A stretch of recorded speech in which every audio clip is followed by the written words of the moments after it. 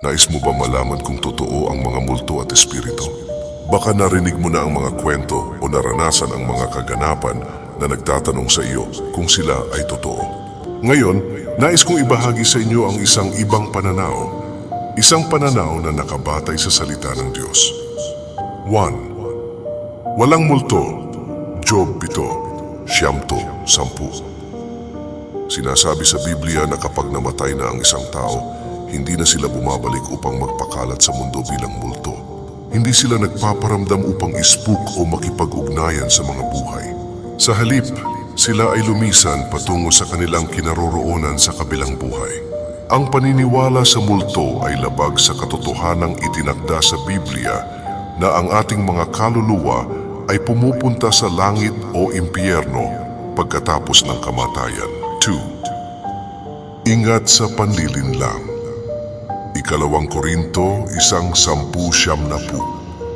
Kailangan nating maunawaan kung ano ang galing sa Diyos at kung ano ang galing sa kaaway. Paalala sa atin ng Biblia na ang mga espiritong lumalabas na multo ay hindi mga kaluluwa ng mga yumao, kundi mga entidad na demonyo na nais makapanlinlang at magdulot ng takot sa atin.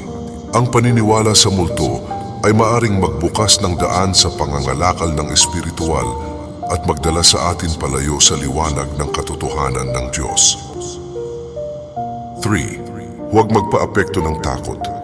1 Pedro 5:8. Ang takot ay isang makapangyarihang kagamitan ng kaaway upang kontrolin at manipulating tayo. Ang paniniwala sa multo ay maaring magpalala sa takot na ito at magbigay daan sa kalaban para makapanghasik sa ating buhay. Sa halip na magpadala sa takot, alalahanin natin na hindi tayo binigyan ng Diyos ng espiritong takot kundi ng kapangyarihan, pagmamahal at isang malusog na kaisipan. 2 Timoteo 1:7. Tinatawag tayong magtiwala sa proteksyon at lakas ng Diyos. Batid na siya ay higit na makapangyarihan kaysa sa anumang espiritong puwersa. Ang pagpili ng pananampalataya sa gitna ng takot ay nangangahulugang pagtutok ng ating mga paniniwala sa katotohanan ng salita ng Diyos. Bagaman ang paniniwala sa multo ay maaaring waring walang masama, maaari itong humantong sa atin palayo mula sa ating pananampalataya at magbukas ng mga pintuan sa espiritual na panganib. Itampok natin ang ating mga sarili sa mga pangakong mula sa Diyos. Batid na siya ang ating pinakamataas na pinagmumulan ng proteksyon at kapayapaan. Salamat.